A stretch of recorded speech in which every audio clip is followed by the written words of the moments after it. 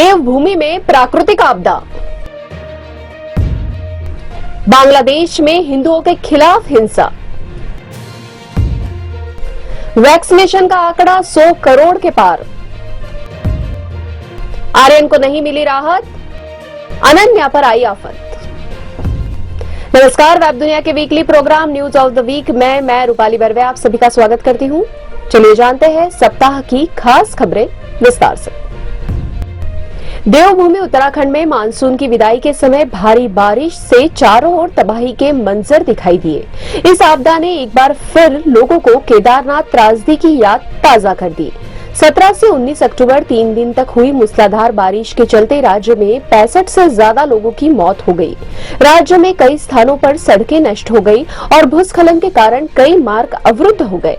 सबसे ज्यादा तबाही कमाऊं मंडल में हुई। यहाँ 59 लोगों की मौत हुई, जबकि करीब 2000 करोड़ रुपए की संपत्ति को नुकसान होने का अनुमान लगाया गया है।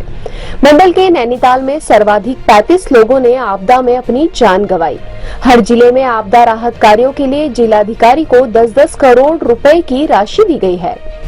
एसडीआरएफ की टीमों ने बागेश्वर जिले के पिंडारी और काफनी ग्लेशियरों के करीब फंसे 6 विदेशियों समेत 65 पर्यटकों को सुरक्षित बचाया, जबकि 23 अन्य लोगों को पिथौरागढ़ की दारमा घाटी से निकाला गया।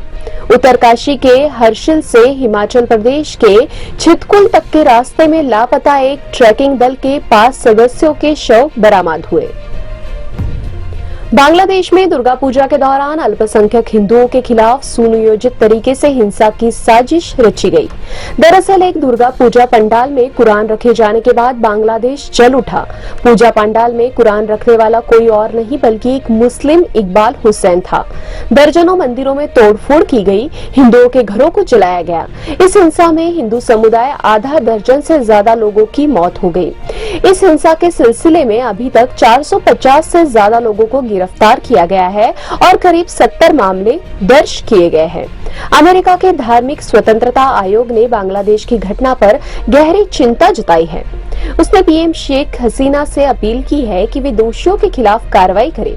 इस घटना के पीछे राजनीतिक साजिश होने से भी इनकार नहीं किया जा रहा। बांग्लादेश की कुल आबादी में करीब 10% हिंदू है। बांग्लादेश की हिंसा के खिलाफ भारत में कई जगह प्रदर्शन हुए।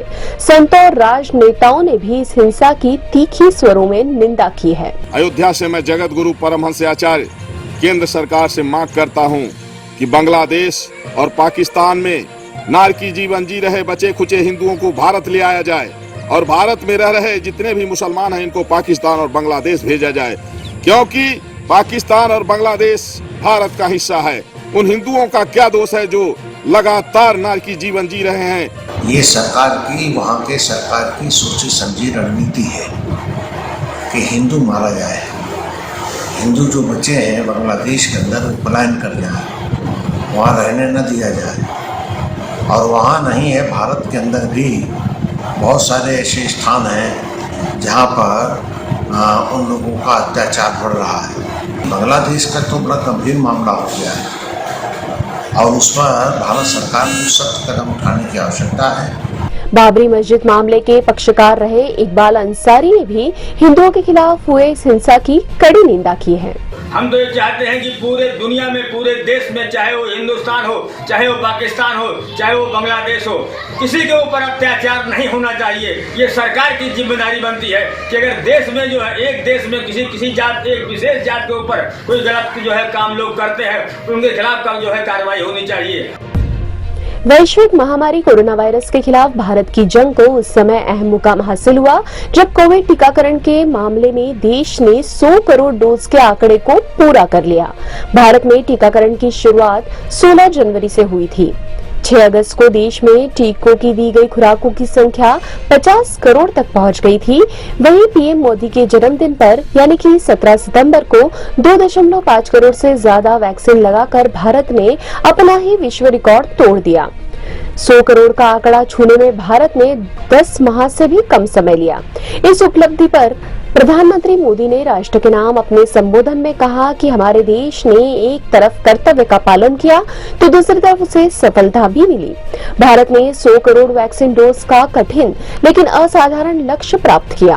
उन्होंने कहा कि यह केवल एक आंकड़ा ही नहीं, ये देश के सामर्थ्य का प्रतिबिंब भी है, इतिहास के एक नए अध्याय की रचना है।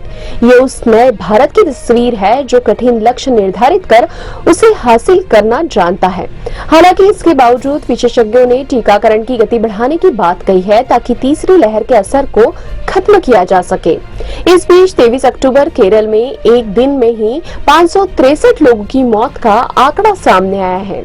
हालांकि इसे बैकलॉग से जुड़ा मामला बताया जा रहा है।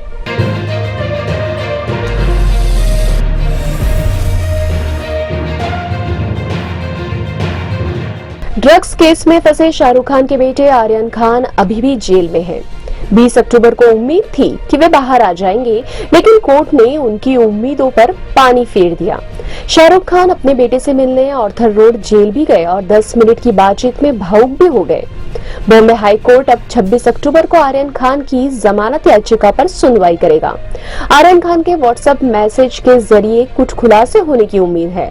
आर्यन के सपोर्ट में जावेद अख्तर ने एक इंटरव्यू में कहा कि फिल्म इंडस्ट्री को हाई प्रोफाइल होने के कारण ही यह कीमत चुकानी पड़ती है। जब आप हाई प्रोफाइल होते हैं तो लोगों को आपको नीचे खींचने में मजा आता है। इसी बीच बॉलीवुड एक्ट्रेस अनन्या पांडे को भी एनसीबी ने पूछताछ के लिए बुलाया था। हाल ही में एनसीबी की टीम ने आर्यन खान और अनन्या पांडे की ड्रग्स चैट कोर्ट को सौंपी थी। अनन्या से पूछताछ लगातार जारी है और एनसीबी की टीम ने उनके घर की तलाशी भी ली, जहां से लैपटॉप व अन्य सामग्री जब्त की गई।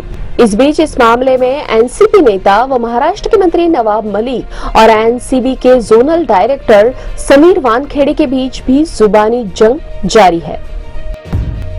खबरें संक्षेप में। T20 विश्व कप का दुबई में आगाज। भारत कर रहा है इस विश्व स्तरीय टूर्नामेंट की मेजबानी। उत्तर प्रदेश में प्रियंका गांधी वाड्रा का चुनावी दाव। कहा चुनाव जीते तो छात्राओं को देंगे स्मार्टफोन और स्कूटी। सुप्रीम कोर्ट ने लगाई आंदोलनकारी किसानों को फटकार। कहा विरोध आपका अधिकार, लेकिन सड़कें नहीं कर सकते ब्लॉक। भारत सरकार की नई गाइडलाइन। विदेश से आने वाले लोगों को दिखानी होगी आरटी-पीसीआर की नेगेटिव रिपोर्ट। ये थी वेब दुनिया की खास पेशकश न्यूज ऑफ द वीक। आपको ये प्रोग्राम कैसा लगा कमेंट्स बॉक्स में जाकर हमें जरूर बताइए। साथ ही बेल का आइकन दबाइए ताकि लेटेस्ट वीडियो आप तक आसानी से पहुंच सके। अगले सप्ताह की सुर्खियों के साथ फिर हाजिर होंगे। तब तक के लिए नमस्कार। वेब दुनिया की सभी से अपील है कि भीड़ भाड़ से बचें, मास्क पहने व सैनिटाइजर का इस्तेमाल करें। साथ ही सोशल डिस्टेंसिंग का पूरा पालन करें।